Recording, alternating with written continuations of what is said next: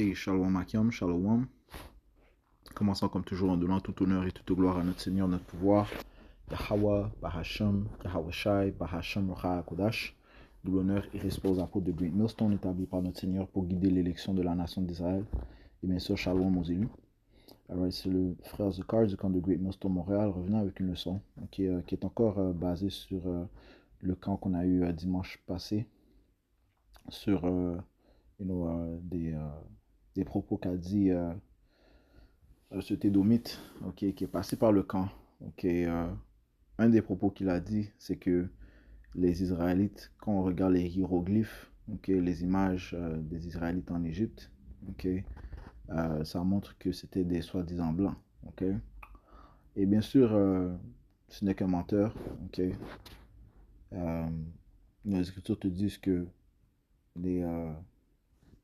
les Édomites mentent dès qu'ils sortent de l'utérus. On va commencer avec ça.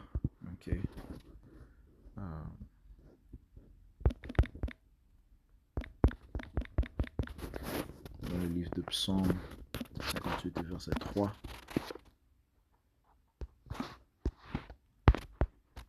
On ne peut pas être étonné aux propos mensongers de ces Édomites. Ça fait partie de leur programmation. Psaume 58 verset 3, ça dit: si les hommes immoraux sont éloignés dès l'utérus, ils s'égarent dès qu'ils sont nés, disant des mensonges. Leur poison est comme le poison d'un serpent. Ils sont comme la sourde vipère qui bouche son oreille. Même si tu leur viens avec la vérité, ils vont refuser d'accepter la vérité parce qu'ils veulent juste croire en ce que eux ils veulent croire. Ils s'en foutent de la vérité. Ils s'en foutent complètement de la vérité. Ce qu'ils veulent croire, c'est leur propre croyance. Alright. So, ce ne sont que des menteurs, mais le Seigneur a mis en place des prophètes pour déclarer cette vérité. On va aller au livre de 2 Thessaloniciens chapitre 2 et verset 8, ça dit ici: et alors ce malin, parlant des Édomites, sera révélé que le Seigneur consumera par l'esprit de sa bouche. Et l'esprit de sa bouche, c'est le Saint-Esprit que possèdent les prophètes de Yahweh Shem Yahushai, cet esprit de vérité. Est déclaré par la bouche des prophètes de Yahweh Shem Yahushai. Et détruira par la brillance de sa venue. C'est Yahushua qui va mettre fin au règne des Édomites, qui est encore une fois la vraie nationalité de ceux qui s'auto-proclament en blanc. Même lui dont la venue est par l'intervention de Satan, avec tout pouvoir et signes et prodiges mensongers, donc sa technologie et toute la déception mensongère qu'il a utilisée pour venir au pouvoir et maintenir son pouvoir. Mais il est en train d'être révélé par les prophètes de Yahweh Shem Yahushai. Et c'est ce qu'ils détestent. Ce qui nuit le plus à ces Édomites, c'est cette vérité, parce que ils ont atteint leur règne, commençant par les élites banquiers, en restant dans en anglais c'est secrecy, pas santé. Ils ont gagné leur pouvoir en restant dans le secret. Mais cette vérité les expose. C'est cette lumière qui les expose.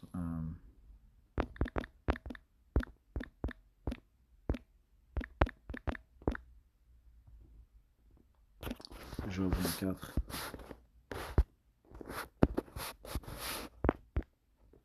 Job 24 et verset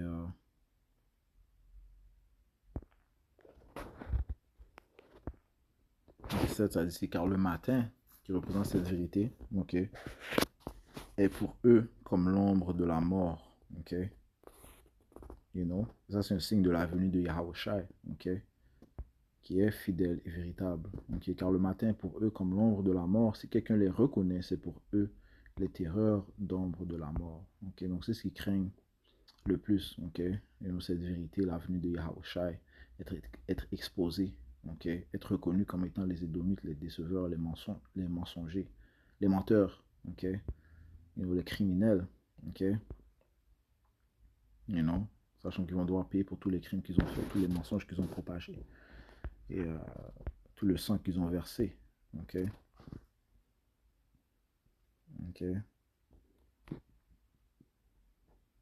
So, mais et les autres te disent que la vérité qui était sans fruit pendant une longue période de temps doit être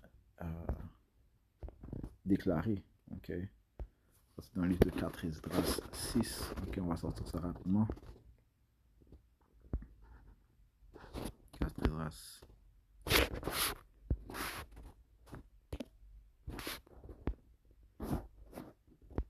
6 verset 28, ça dit si la foi fleurira, la corruption sera vaincue et la vérité si longtemps sans fruit se manifestera. Et nous sommes dans ces temps-là. Okay. Le rôle des prophètes est d'exposer tout mensonge. 2 Corinthiens 10, verset 5, ça dit ici. Commençons au verset 4. Verset 3. Car bien que nous marchions dans la chair, nous ne guerroyons pas suivant la chair. Car les armes de notre guerre ne sont pas charnelles, mais puissants par le moyen de Dieu pour la diminution des places fortes. Okay? So, nous le combattons par le Saint-Esprit. Nous combattons avec le Saint-Esprit du Yahweh. Okay? Contre les mauvais esprits. Okay? Verset 5. Abattant les imaginations de toutes choses hautaines. Okay? Abattant les imaginations de toutes choses hautaines qui s'exaltent contre la connaissance de Dieu et amenant toute pensée captive à l'obéissance de Yahushua Mashiach. Okay? Et ces mensonges, ces imaginations et toutes choses hautaines consistent aussi les mensonges qui ont été propagés par Esau Edom, okay? Tels que la fausse image du Seigneur, okay? Depuis tantôt, tu vois cette image que tu écris Jésus, okay? Cette fausse image du Seigneur, ça c'est un exemple. Un autre exemple, c'est de dire que les Israélites sont des soi-disant blancs, okay? Les Israélites qui étaient en Égypte sont des soi-disant blancs. Mais lorsqu'on écrit Hebrew Israelites, hiéroglyphes en Égypte, qu'est-ce que l'on voit ici? Eh bien, c'est clair que c'était des soi-disant noirs, okay, qui étaient esclaves sous le règne des Égyptiens, okay, en Égypte. Okay. Comme on voit ici. Non?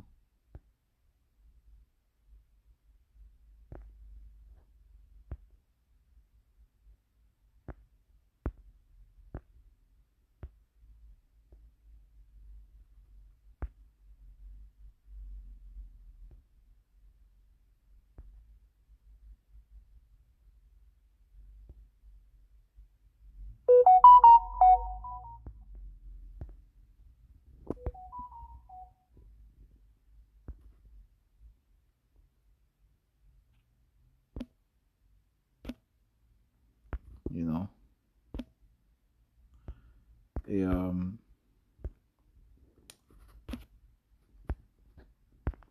bien sûr, Moïse était aussi un soi-disant homme noir. Ok, on va apporter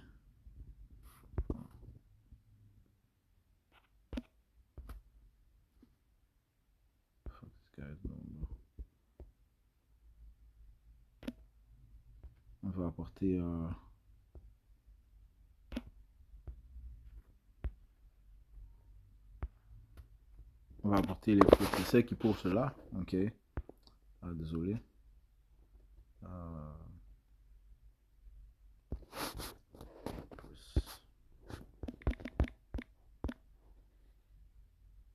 Exode 4, verset 6.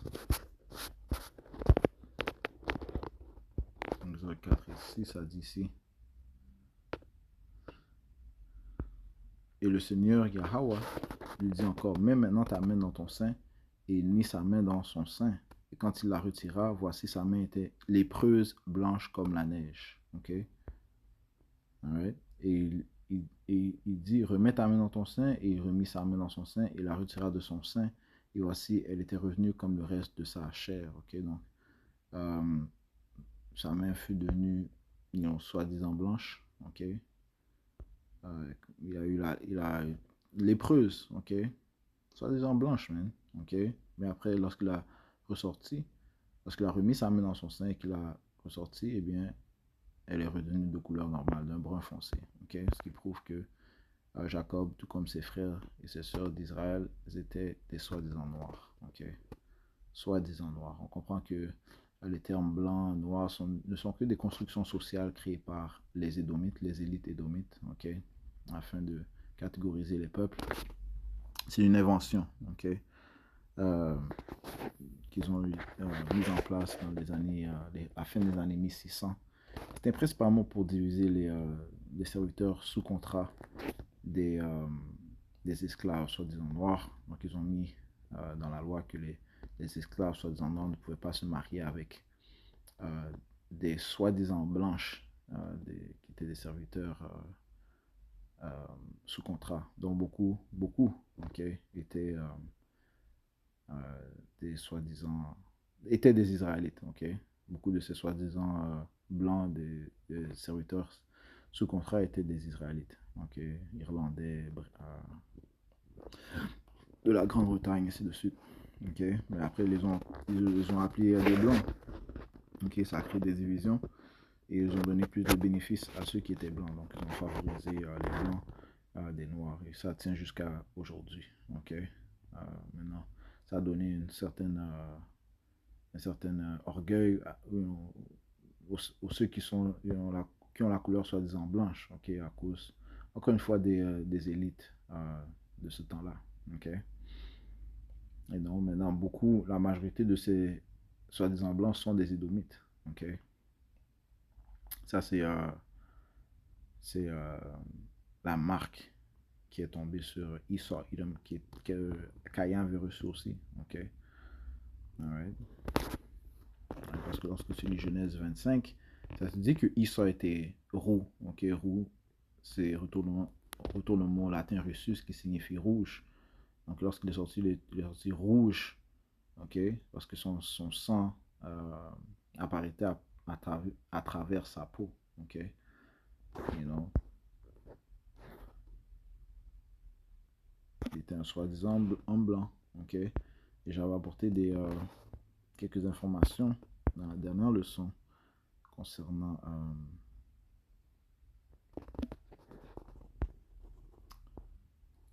les gens avec la peau blanche, soi-disant blanche. Okay. Laisse-moi voir.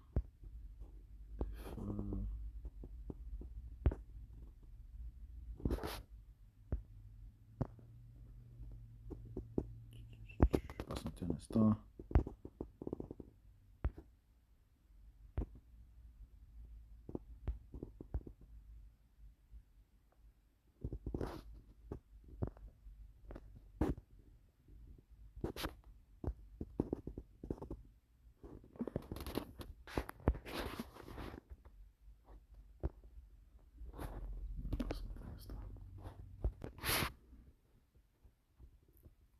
Voici l'information ici. Ça dit ici, qu'est-ce que la cause de l'albinisme? L'albinisme, chez quelques rares personnes, la peau, les cheveux et les yeux n'ont aucune couleur. Ces gens sont appelés albinos, du latin albus signifiant blanc. Okay? Et c'est ce que ça parle lorsque ça parle de la lèpre propre. Okay? C'est cette même lèpre dont la main de Moïse a reçu, okay, pendant un court moment. Et c'est cette lèpre qu'avait Esau, okay? Albus, okay, qui signifie blanc. Okay? Leur peau peut être légèrement rosée du fait des vaisseaux qui transparaissent et leurs yeux peuvent être parfaitement roses. Okay?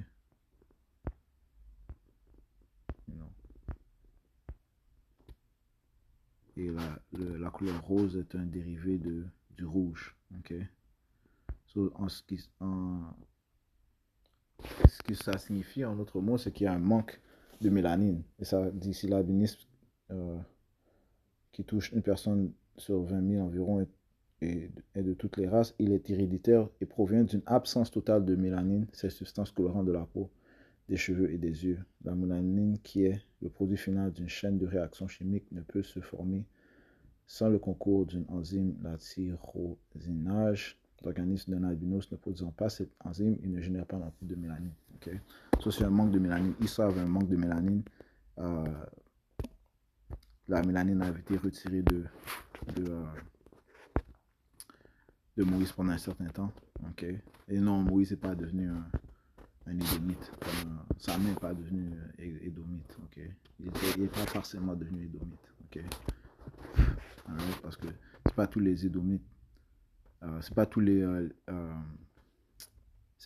soi-disant blancs qui sont des édomites. Alors, apportons un autre exemple, de comment un individu est devenu lépreux, donc ça pourrait devenir soi-disant blanche. On va aller prendre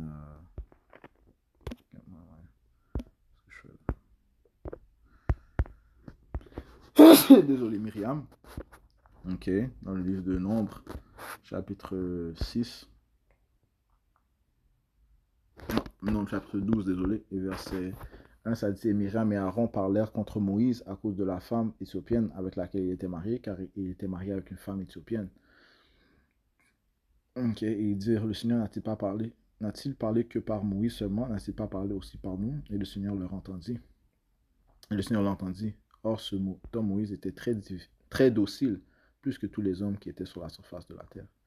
Et le Seigneur dit soudainement à Moïse et à Aaron et à Myriam: sortez vous trois vers le tabernacle de la congrégation. Et tous trois sortirent. Et le Seigneur descendit dans la colonne de nuages et se tint à l'entrée du tabernacle. Et il appela Aaron et Myriam, et ils s'avancèrent tous deux. Et il dit: écoutez bien mes paroles. S'il y a un prophète parmi vous, moi, le Seigneur Yahweh, je me ferai connaître à lui en vision, et je lui parlerai en rêve. Il n'en est pas ainsi de mon serviteur Moïse, qui est fidèle dans toute ma maison. Je parlerai avec lui bouche à bouche, et même en apparence, et non en énigme. Et il contemplera la ressemblance du Seigneur. Pourquoi donc n'avez-vous pas craint de parler contre mon serviteur, contre Moïse? Il y a une certaine manière où tu dois approcher des serviteurs de Yahweh Shai. Ils ont ces fidèles serviteurs, ces prophètes. Spécifiquement, c'était une femme. Une femme n'est pas dans la position de parler mal contre un homme de Yahweh Shai. Qui compte est ce qu'elle est. Ainsi le courroux du Seigneur s'embrasa contre eux et il s'en alla. Et le nuage se retira de dessus le tabernacle. Et voici Myriam devint lépreuse, blanche comme la neige. Donc elle a perdu sa pigmentation, elle a perdu sa mélanine, elle est devenue soi-disant. Elle est devenue blanche. Alright. Non, elle n'est pas devenue une édomite partiellement. Non, c'est une Israélite, mais elle a reçu cette malédiction. Et Aaron, regardant vers Myriam, il voit si elle était lépreuse. C'est ça la lèpre. La lèpre propre, c'est lorsque une personne devient soi-disant blanche. Et elle a perdu sa mélanine. Et Aaron dit à Moïse: hélas, mon Seigneur, je t'en supplie, ne mets pas sur nous le péché par lequel nous avons agi follement et par lequel nous avons péché. C'est un péché de parler comme cela. Et Israël met l'homme du péché. C'est pour ça qu'il a cette marque. Ne la laisse pas être comme un enfant mort dont la chair est à demi consumée. Quand il sort de l'utérus de sa mère. Mais c'est la même chose qu'Issa avait eu, man. C'est pour ça que son nom c'est Issa. C'est comme dépourvu. Il est dépourvu de quoi? De mélanine, man.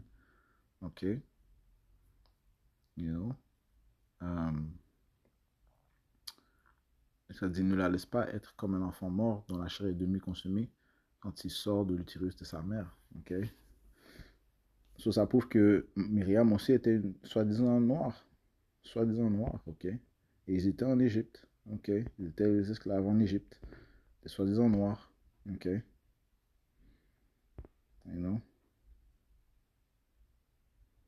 Verset 13, alors Moïse cria au Seigneur, Yahweh disant: ô Dieu, guéris-la maintenant, je t'en supplie. Et le Seigneur répondit à Moïse: si son père lui avait craché au visage, ne serait-elle pas dans la honte pendant 7 jours, qu'elle soit exclue 7 jours hors du camp, et après cela, qu'elle y soit reçue de nouveau. Et Myriam fut expulsée 7 jours hors du camp, et le peuple n'avança pas jusqu'à ce que Myriam y soit amenée de nouveau. Et après cela, le peuple partit de Hazeroth, et Asura campa dans le désert de Paran. Soit elle a été exclue parce qu'elle était lépreuse. Elle était exclue. Ok, et le châtiment est tombé sur elle parce qu'encore une fois, elle était dans aucune position de parler contre le serviteur de Yahweh Shemi Yahushai. Alright, so, c'est juste quelques préceptes pour prouver que les Israélites en Égypte étaient des soi-disant noirs. Les hiéroglyphes le prouvent, ok? Et l'individu qui est passé par le camp n'est qu'un menteur, ok? Ce qu'on ne devrait pas être surpris, ok, de Issa Inom, vu que ils n'ont plus la vérité sort, le plus qu'il va être fâché, il va venir avec toutes sortes de diabolisation, de mensonges, ok? Que lui veut croire, ok? Qu'importe la vérité, ok? So, Moïse était un soi-disant noir, les autres Israélites, incluant sa soeur, étaient des soi-disant noirs. Ok. Par contre, il y a eu des temps où le Seigneur a montré ce phénomène, où il a changé la couleur de leur peau. Ok. You know. Alright. So, j'espère que ça a été édifiant. On va conclure en donnant tout au long, toute gloire à Yahweh, Ba'ashem Yahushai, Ba'ashem Rakudash, donnant et réciproque un peu de greatness, ton shalom, mon Dieu.